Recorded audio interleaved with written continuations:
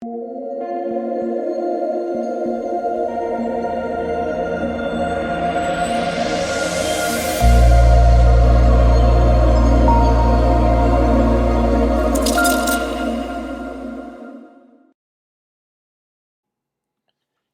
what's going on, guys? It's DK. Back at you with another video here. Trading the four-game NBA main slate on Friday. Yes, it's the final NBA slate of the regular season. This last week has been a little bit tough with some teams not having a lot to play for, coaches doing some weird things. Luke Walton, I'm talking about you. No, but seriously, guys, before we get into the breakdown, I just want to say thank you again. This NBA regular season has been crazy, especially since the restart. The support has been amazing. One thing I don't talk about too much is, on Twitter. I spend a lot of time on Twitter. I'd say at least a couple of hours a day going in and trying to answer every single one of you guys. I have probably 100 plus DMs a day asking me, do you prefer who, like, between this and this, and why? And I try to get to every single person. I've had so many people reach out to me and say, like, thanks, man, or like, I love your video. So I really do appreciate all support, guys. It's been a great season, and obviously we're going to continue it for the playoffs. But currently we're at 4.13 thousand subscribers now on YouTube, which is, again, crazy to think about. My goal, don't know if we're going to hit it, but 5K by the end of the month. We'll see. The easiest way to support me, guys, since, again, this is all free content, hit that like button, hit that subscribe button if you haven't already, and spread the word. If you have friends that play DFS and you like the content and you get, good stuff out of it, you're making some good money, spread the word. And then lastly, I just want to say, the Spurs news was pretty big. I did call that with, DeMar DeRozan, Rudy Gay, and Derek White. I said all three would rest. That was pretty key in the showdown slate. I actually didn't get to it. I didn't even think about it because I was, trying to get Keldon Johnson and Lonnie Walker in my lineup. I didn't even think to play the showdown, so there's huge edge. Someone said DeMar DeRozan was 76% owned. So hopefully that helped you guys out. But yeah, with that out of the way, let's jump into it. Before, again, we get into the players and the prices, let's look back my lineup here from Thursday's slate. So Thursday, I went with Devin Booker, NAW, Keldon Johnson, Nurkic, Boban, Lillard, Lonnie Walker, and Tony Bradley.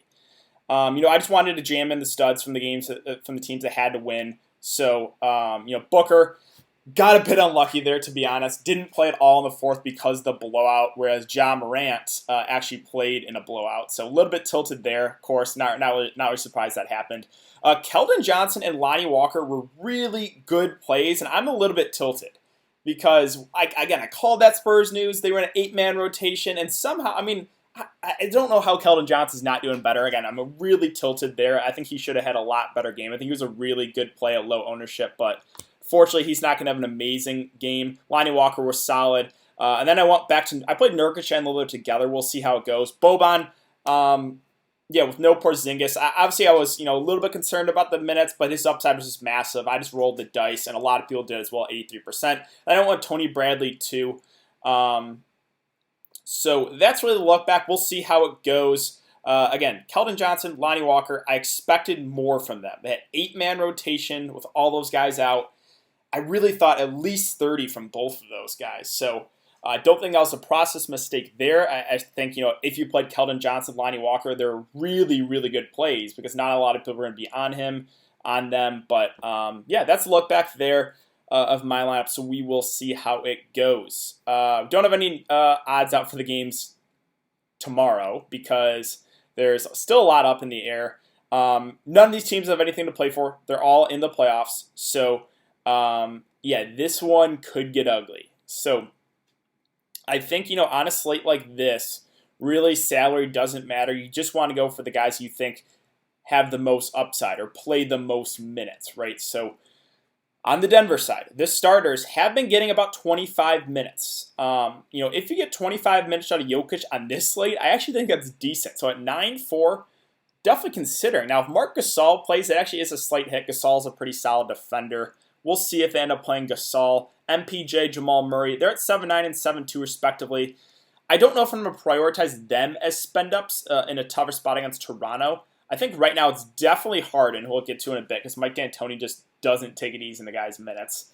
And then maybe those Clippers guys, because we really haven't seen Paul George and Kawhi be limited too much. So that's as of right now, as it stands, Thursday night, that's kind of where I'm leaning. Millsap's at 5'6". I'm not going to get to him at 5'6".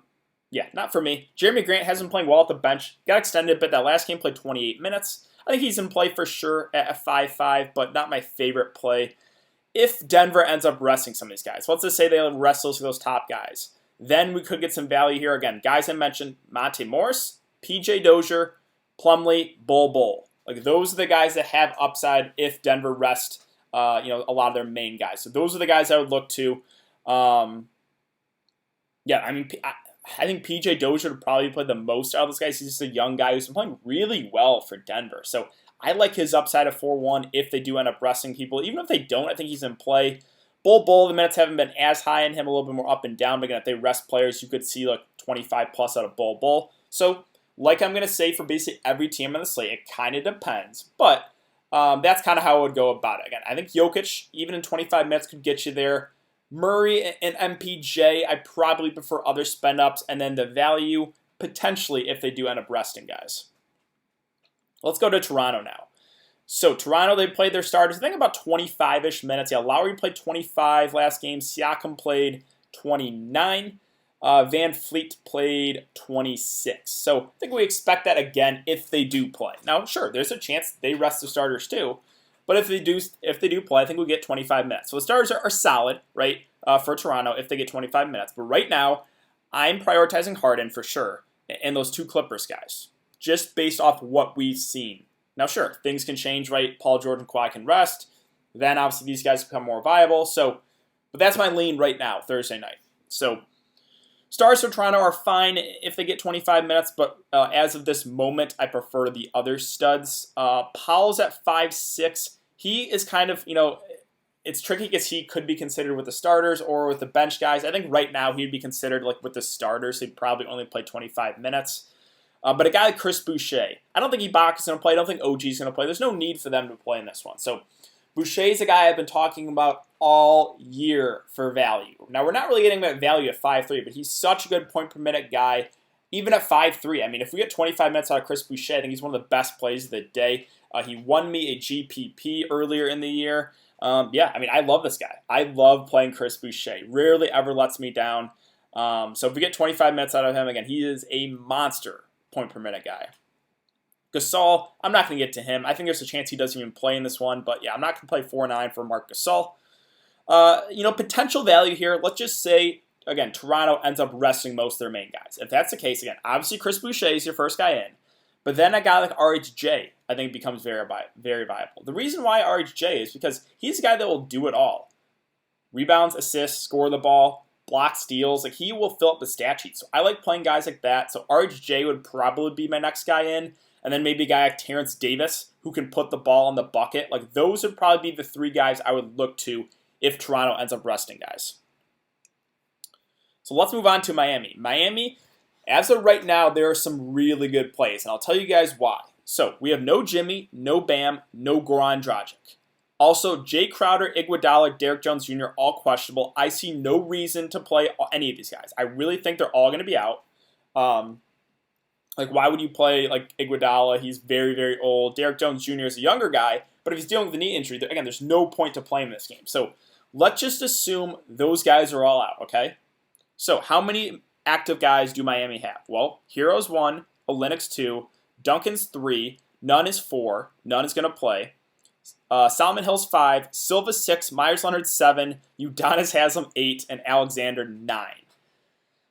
You can see, right, they have a good amount of bigs still. Alexander, Udonis has him play. He's literally like 40 years old. I can't believe he's still in the league.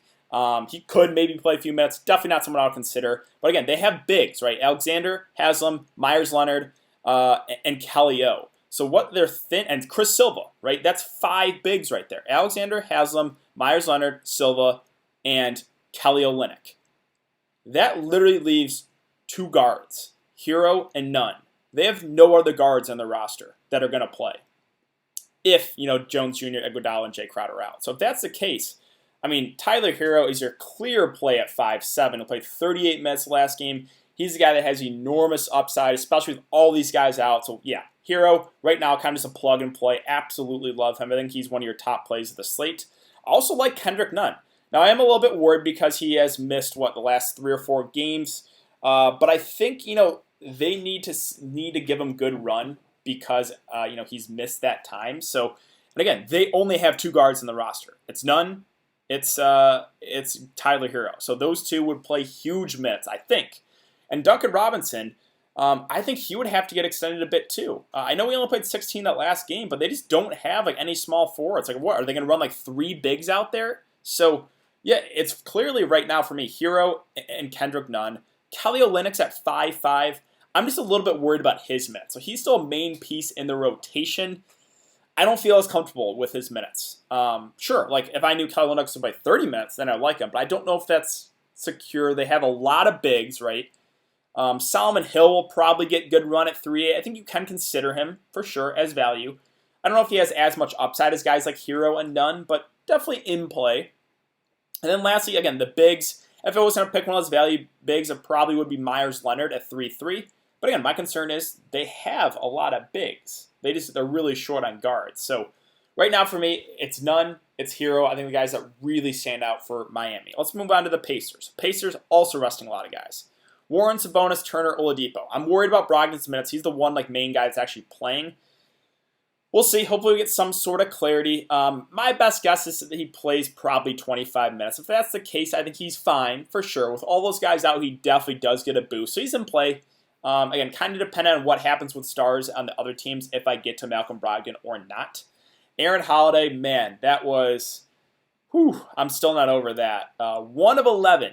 He shot the ball 1 of 11. Him and Oladipo, I think, combined 10%. I think they were 7 of 35 or something. But I would still have interest at 5-1. I think the ownership dropped significantly after he let so many people down. But, I think he probably gets over 30 minutes in this one. He could have a bounce back game. Aaron Holiday is a guy that has upside, for sure. I mean, we saw, if you guys follow my Summer League content, I always played Aaron Holiday. He's a guy that is a good basketball player. He just had a terrible game in a really good spot. I mean, stuff like that can happen. It's very tilting, but it can happen. McConnell, that was at rubbing salt in the wound because he was 50% owned in higher dollar tournaments, and he was only going to play 15 minutes. They don't play McConnell and Aaron Holiday together. McConnell's only going to play 15 minutes, but Holiday played so bad that they closed with McConnell, and then the chalk got bailed out. Yeah, still not over that. McConnell, I'm not going to get to him just because, again, if Aaron Holiday plays well, I think he gets over 30 minutes. If that's the case, I think we only get 15 minutes out of TJ McConnell. So sure, could they change the rotation and maybe they run McConnell and Aaron Holiday together? Sure, it's viable. And McConnell is a really good point per minute guy, so I wouldn't completely cross him off. But just for that reason I mentioned, they don't really like playing those 2 together. I think an interesting play that I did mention last time is Edmund Sumner. I mentioned he's a guy that's a good point per minute guy. He went for 24 minutes, 30 fancy points. I think he's certainly in play. Again, Pacers resting a lot of guys. He can score the ball. Jakar Sampson, I probably wouldn't do. Doug McDermott's at 3.9. He's a guy that, again, obviously can score. He is a little bit more score independent, but the Pacers are going to be pretty thin. I think he's a viable punt. And lastly, the big. So no Miles Turner. Who are they going to start at center?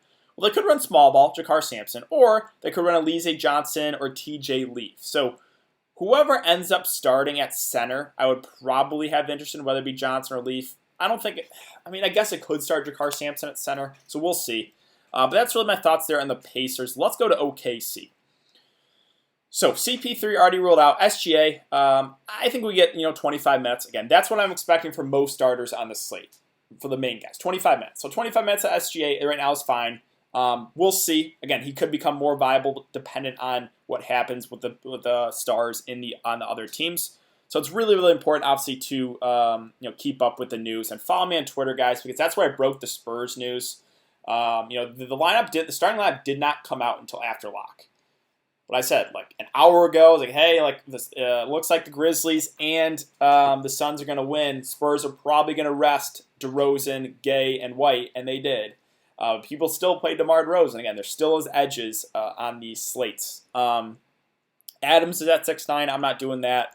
Gallinari's at 6'5". I'm not doing that. Schroeder still out. Darius Baisley is a guy I'll mention at 5'4". I mean, he's been playing out of his mind. Does he continue to shoot this well? I don't know, but right now he's a younger guy. Like I could see him playing 30 minutes in this one, so I think he's in play. Does he continue this level of production? I would say probably not, but I think he is viable because of how well he's played. Muscala and Noel, if Steven Adams play, I'm probably not going to get to. And then the other value, I don't want to play Abdul Nader, Terrence Ferguson, or Roberson. Diallo is at 4-3. I think he's in play, but probably prefer value elsewhere. So that's really it for OKC. Let's move on to the Clippers. So Clippers right now are a team I want to get the stars in there, just off what we've seen, right? Clippers, last game, 33 minutes from Kawhi, and Paul George played 36. So if we get those minutes again, I like these guys. Again, just based off what we've seen. A lot of the stars only playing 25 minutes. Things could change. The Clippers maybe could rest these guys. Who knows? But just off what we've seen, I think Kawhi and Paul George are two studs I want to pair with James Harden on this slate. Zubac at 6K. Even at 6K is viable. He's just a really, really good point per minute guy. So I think he's fine. Lou Williams, I think he's in play too. Again, he got extended a little bit, 25 minutes. Do they take it easy on these guys, or do they keep it the same? If he gets like 25 minutes, again, I think he's in play. I'm not going to get to Marcus Morris or Reggie Jackson. And then the potential value. So let's just say the Clippers end up like resting everyone. If that's the case, I don't know if Reggie would be rested or not. Like if he didn't, he would become viable. If he did get rested, then we could look at a guy like Terrence Mann, Kabengele, who was like a preseason guy, or a pre-summer league guy, played a lot. Jonathan Motley is a good point per minute guy. Magruder. So those guys would become very viable, obviously, if the Clippers end up resting guys. And then finally, Philly and Houston. On the Philly side, I don't think Embiid's going to go. He's just been dealing banged up. Again, I don't think so. Obviously, we know Ben Simmons is out. Tobias only played 25 minutes. It is a good match against Houston, so if we get 25 minutes out of Tobias, I think that's solid. But again, my lean right now is Kawhi, it's Paul George, and it's James Harden as far as the stars on this slate. Horford, I'm not going to get to at 6'8". Richardson at 6'2", I'm not going to get to. Let's just say that Philly ends up resting all their main guys. Then we get some really interesting plays, right? Alec Burks at 5K, I would like a lot. I think we'd get like 25 or so minutes out of him in a good matchup. He would shoot the ball a ton. Shake Milton would be interesting at 5'9". Mike Scott is at 4'2". A little bit, the minutes with him are the thing that, he's a veteran, so I don't know if he'd still play huge minutes. But guy Thibault, if he stays out of foul trouble, I think Thibault would play 35-plus minutes. Not the best scorer, but he's a guy that's very good defensively, and it's a game that there could be a lot of turnovers in, so I would have interest there. And then finally, again, Kyle O'Quinn, obviously, and Norvel Pele. Like those could be you could play them both together. Really, if Philly rests all their main guys and it's only O'Quinn and Pele, like they're going to split the center minutes. Sure, I guess that they are playing a small ball team, so they could run small. But if they do split the center minutes, these two guys are really, really productive. Now Pele is a guy that is always in foul trouble, so just be warned, right? 5 fouls in 16 minutes, fouled out in 20 minutes. You could get a little bit of tilt there if you do play him, but if he does stay out of foul trouble, he could crush. So again, still a lot dependent right now in news, but those two bigs, if everyone does get ruled out, and then Burks and Thibault would probably be the main targets. Also, I have interest in Korkmaz too. I mean, he's just a guy that's going to score the ball, right? A little bit more score independent, but the last game he went for almost 40 fantasy points, so he'd be in play too. Again, kind of just depending on what Philly does with their starters. Lastly, Houston. So I feel pretty confident Houston just runs their normal lineup because it's Mike D'Antoni, and like I've talked about so much in my videos that, like in preseason, guys, Harden and Westbrook would play like 35 minutes in the preseason in meaningless games. This is a meaningless game. I don't think if Harden plays, I don't think he's going to play 20 minutes. I think we get over 30 minutes from James Harden. So yeah, he's 11-5. Sure, kind of feels like a lot. I'm playing him for sure. We know Westbrook's out already. If he plays, again, I assume we get over 30 minutes. So he's your clear spend up of the day for sure. Now, Roko's interesting at 7-1. This would be kind of dependent on what happens with the stars in the other teams. If a lot of stars end up getting rested and you just don't have a whole lot of salary to use, again, I recommend you could definitely leave a lot of salary on the table on the slate. But if you wanted to use it, I could see going to Roko. It's a revenge game. He's a guy that will play 35 minutes. Like 7-1, he's for sure overpriced. But the minutes will most likely be there for him. I'm not going to get to House at 5'8" or Macklemore or Rivers at 5'3" and 5'1". Eric Gordon still playing limited minutes. I'm not going to get to him at 4'6". So that's really it for Houston. Now, let's just say Harden does rest. Then I would look to a guy like Austin Rivers, Ben Macklemore. They would become two of the better plays of the slate. But I assume right now that we do get James Harden in. So that's kind of the breakdown from me. Right now, the studs I'm targeting are the two Clippers guys and James Harden. Obviously, things can change, and that's why it's important to follow me on Twitter, guys. I'll keep you guys updated as best I can, as well as check out the live stream. We have an earlier lock, but I will be live probably 30 minutes before lock, so be sure to check the live stream, guys. We'll go over all the news that we get for the slate. So, thanks again, guys. I hope you guys have a good night, and I will see you all tomorrow in the live stream.